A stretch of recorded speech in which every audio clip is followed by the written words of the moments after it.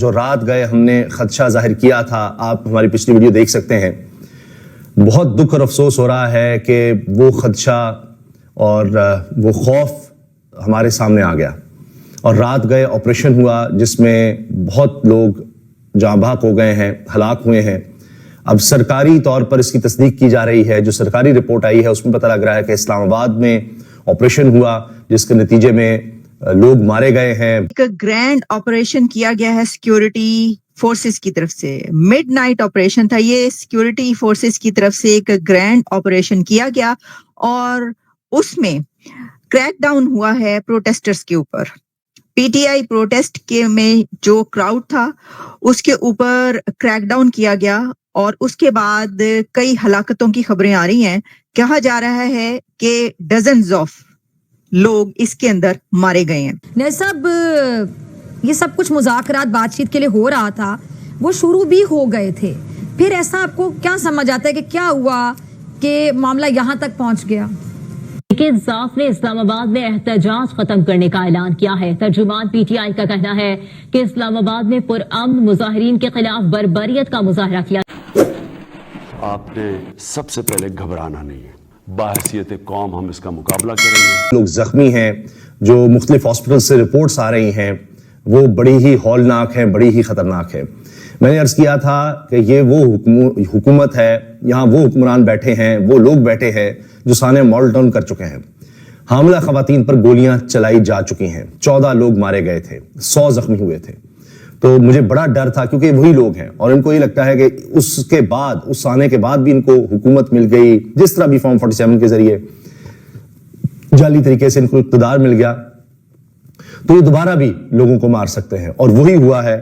اور اس پر اب جو تحریک انصاف کی طرف سے دعویٰ کیا جا رہا ہے ان کی طرف سے تو کہا جا رہا ہے کہ ایک ہاسپٹل میں 33 لوگوں کے بارے میں بتایا گیا ہے کہ ان کی لاشیں لائی گئی ہیں. رات گئی آپریشن ہوا اور اس میں ہلاکتوں کی تصدیق کی گئی ہے اور فہرست بھی سامنے آ گئی ہے ہاسپٹل کی. پیمز ہاسپٹل کی جو فہرست ہے اس میں بتایا جا رہا ہے اسلام آباد میں بڑی تعداد میں زخمی لائے گئے اور ان میں کچھ لوگ جاں بحق بھی ہو گئے ہیں. اب اس وقت کی صورتحال یہ ہے کہ جہاں پر مظاہرین تھے وہ سب منتشر ہو گئے ہیں اور اس کے بعد تحریک انصاف نے اپنا احتجاج منسوخ کر دیا ہے اور ان کا یہ کہنا ہے کہ جی ہم تو نہتے تھے، پرامن تھے، گولیوں کا مقابلہ تو نہیں کیا جا سکتا، کیا کرتے. اور اتنی بڑے پیمانے پر گولیاں چلائی گئیں.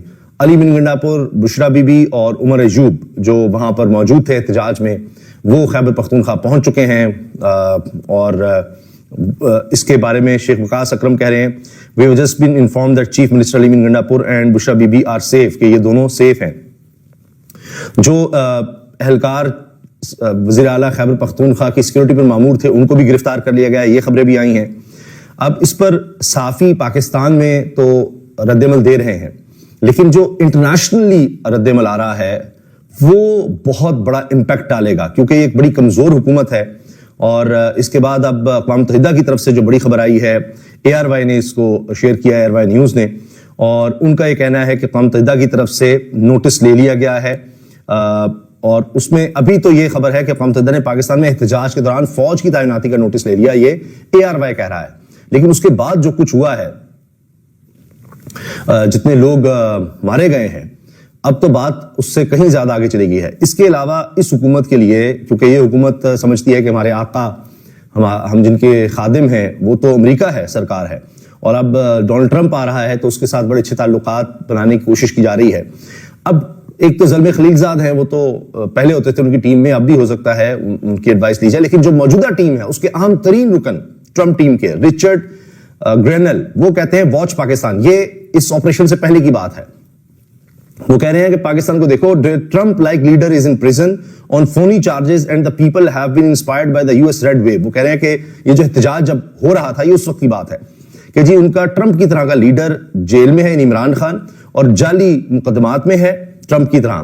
اور وہ کہہ رہا ہے کہ پاکستان میں بھی امریکہ کی طرز پر ایک لہر اٹھی ہے جس کو ریڈ ویو کا نام دے رہے ہیں، stop the political prosecution around the world. وہ کہہ رہے ہیں جی تمام دنیا میں جو استحصال ہے، سیاسی استحصال، اس کو ہمیں روکنا ہے. تو اب یہ امریکہ کی طرف سے اسٹیٹمنٹ آ گئی ہے.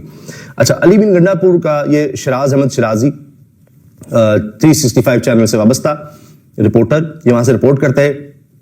انہوں نے کہا ہے کہ علی بن گنڈا پور کا جو آخری پیغام آیا تھا وہ یہ تھا کہ اس کی ویڈیو بھی انہوں نے شیئر کی ہے کہ ہم پر گولیاں چلا رہے ہیں، ہمارے لوگ شہید کیے جا رہے ہیں، کل ہم عمران خان سے پوچھیں گے، اگر اجازت ملی تو گولیوں کا جواب گولیوں سے دیں گے، گنڈا پور نے کہا.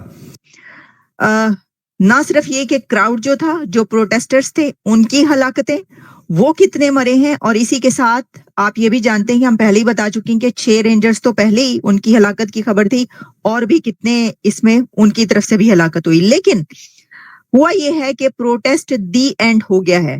آبویسلی اتنا بڑا کریک ڈاؤن ہو اور رات گئے، کہا یہ جا رہا ہے کہ گولی چلی ہے، اسٹریٹ فائر کیے گئے ہیں، اور ویسے تو آنسو گیس بہت زیادہ استعمال کی گئی، اور بلٹ جو گولیاں ہوتی ہیں ان کا بھی استعمال کیا گیا.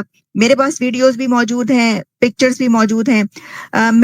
کوشش میں نے یہ کی ہے کہ وہ ویڈیوز، کیونکہ بہت ساری ویڈیوز ایسی ہیں کہ جو ہم آپ تک نہیں پہنچا سکتے، نہیں دکھا سکتے، جس میں کہ کسی کو اگر گولی لگی ہے بہت زیادہ، اگر وہ زخمی ہے یا اس کی وہیں پر جان چلی گئی ہے، تو وہ والی ویڈیوز بھی بہت زیادہ وائرل ہو رہی ہیں، لیکن وہ میں آپ کو نہیں دکھا سکتی. البتہ بہت سی ویڈیوز ایسی ہیں جو آپ تک پہنچاؤں گی. دیکھیے ہوا یہ ہے کہ پروٹیسٹ تو دی اینڈ ہو گیا. کیا یہ پروٹیسٹ ایک بہت بڑا فیلئر تھا؟ کیا یہ پروٹیسٹ فیل ہوا ہے؟ اور اگر پروٹیسٹ فیل ہوا ہے تو کیا اس میں پی ٹی آئی کے اپنے لوگوں کی غلطی بھی ہے؟ اس کی وجہ یہ ہے کہ جو یہ پروٹیسٹ تھا اس میں سنجانی کے مقام پر دیا گیا تھا، یعنی سنجانی وہ لوکیشن ہے جو کہ پی ٹی آئی کی طرف سے بھی مان لی گئی تھی، یعنی عمران خان کی طرف سے بھی مان لی گئی تھی وہ والی لوکیشن کے وہاں پر یہ والا پروٹیسٹ ہوگا. اور جو پروٹیسٹ کو لے کر لیڈرشپ چل رہی تھی، جیسے کہ علی بن گنڈا پور اور کچھ اور لوگ، انہوں نے یہ مان لیا تھا. اور بیرسٹر سیف، جیسے کہ بیرسٹر سیف جس وقت چیئرمین پی ٹی آئی ہیں، وہ عمران خان کے پاس گئے، ان سے ملاقات کی، اور اس کے بعد بھی مطلب کچھ دیر پہلے پروٹیسٹ جب سٹارٹ ہو گیا تھا اس کے بعد بھی ہمیں یہ اطلاع ملی تھی، ہم نے آپ تک پہنچائی تھی. میں تو یہ سوچ رہا تھا کارا صاحب ہی ہمیں بتا دیں گے کہ آخر کو ہے یہ راز کیا. مجھے پہلے یہ بتائیں کہ آپ MBBS ڈاکٹر ہیں یا PhD ڈاکٹر ہیں؟ یہ آپ مجھ سے کیوں پوچھ رہے ہیں؟ ویسے میں نے پوچھ لی ہے کیونکہ میں PhD ڈاکٹر نہیں ہوں.